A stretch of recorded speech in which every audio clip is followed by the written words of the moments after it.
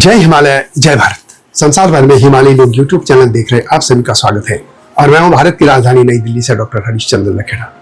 इस बार आपको हिमालय के एक ऐसे वृक्ष के बारे में मैं जानकारी दे रहा हूं। पेड़ हिमालय में 26 लाख से 53 लाख साल पहले से मौजूद है।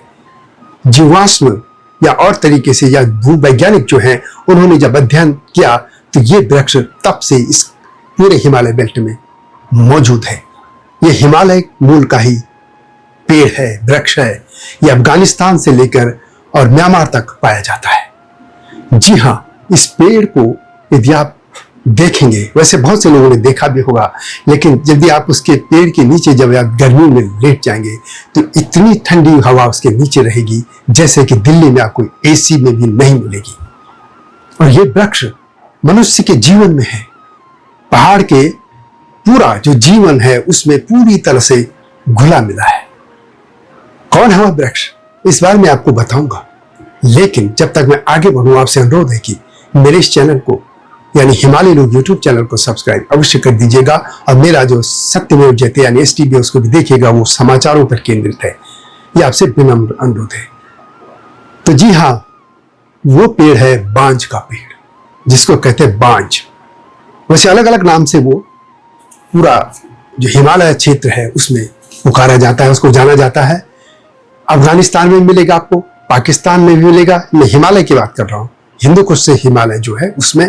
फिर भारत तो ही, भारत में वो जम्मू कश्मीर में भी है, हिमाचल में भी है, उत्तराखंड में भी है, आगे नेपाल में भी है, आगे भूटान में भी है। और यदि भारतीय राज्य की हम बात करें तो सिक्किम में भी है, अरुणाचल भी है। पूरी जो नॉर्थ ईस्ट की पहाड़ियां हैं से लेकर म्यांमार तक वो मिल जाता है।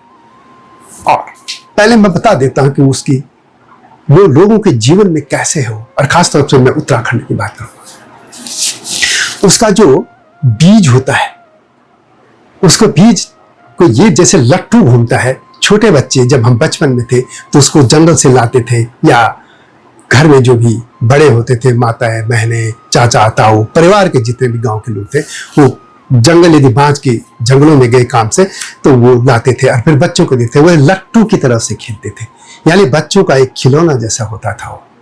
और उसकी जो पत्तियां होती है वो सदाबहार होती है। जब सर्दियों का मौसम हो जाता है, हरे पत्ते नहीं मिलते, तो उसको ही काट के लाते हैं। और जो जानवर होते हैं पालतू, गाय, बकरी, बैल, जो भी, वो बहुत चाव से उसको खाते हैं। और खासतौर पर जब बसंत ऋतु आती है तो उसके पत्तियों को बहुत चाव से खाते हैं। पेड़ की हम बात करें तो उसका पेड़ इतना मजबूत होता है कि उस पे दीमक नहीं लगती। हालांकि उसको लोग काटते कम है क्योंकि चीड़ काफी मिलती है। तो चीड़ के ही पहले मकान जब लेंटर वाले या सीमेंट के नहीं बनते थे तो वहां पे लकड़ी के बनते थे और ऊपर से पटाले यानी पत्थरों से उनको ऊपर जो छत होती थी। तो इस पेड़ के बहुत कम लोग लगाते थे, लेकिन लगाते थे, वर्षों तक उसमें दीमक लगती नहीं थी। हल लगाते थे तो हल जिससे खुदाई होती नीचे जो हल पे होता है, या ये कहेंगे वो निशुण कहते हैं उसको गढ़वाल में, तो वो भी इसी का होता था।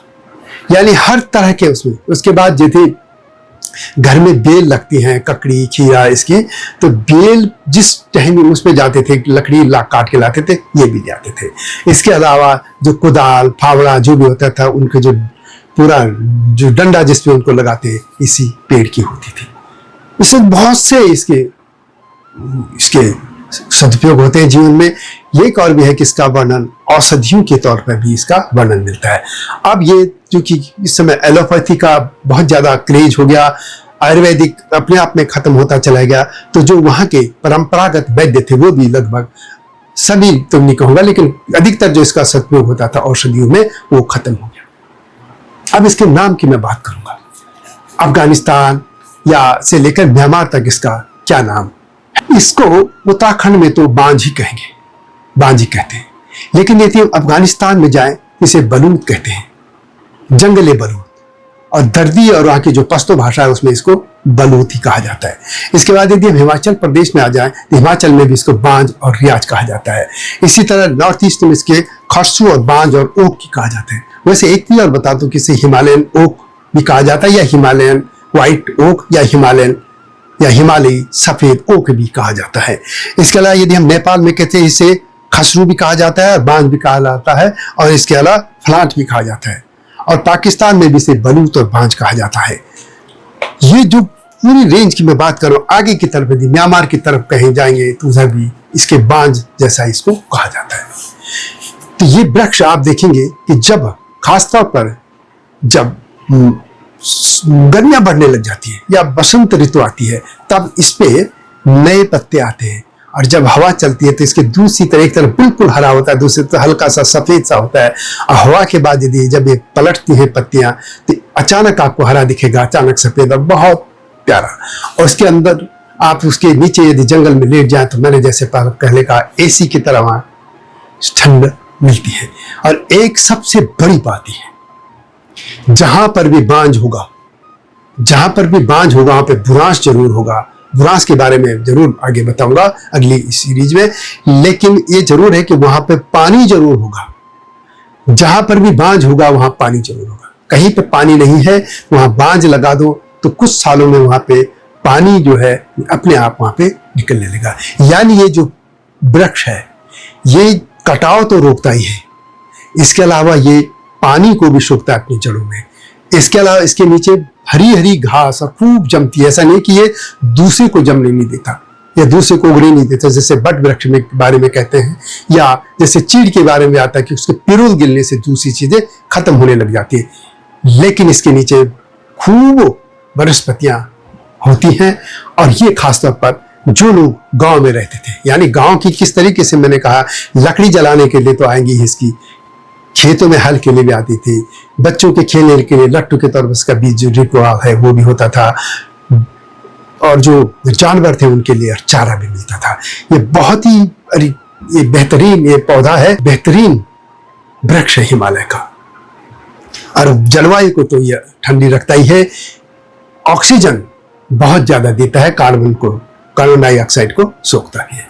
तो ऐसे ऐसे वृक्ष हिमालय में हैं।